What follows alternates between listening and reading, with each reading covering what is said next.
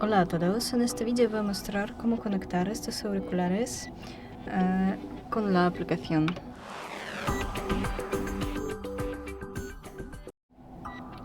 Los auriculares ya deben estar conectados al teléfono.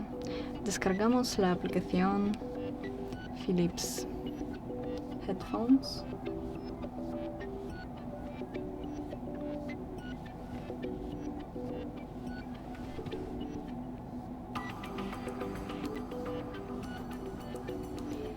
Abrimos la aplicación, otorgamos algunos permisos.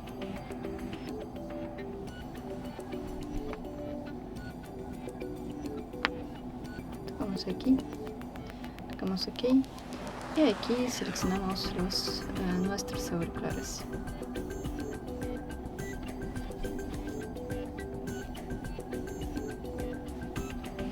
Y eso es todo. Gracias por ver, denle like y suscríbanse a nuestro canal. Adiós.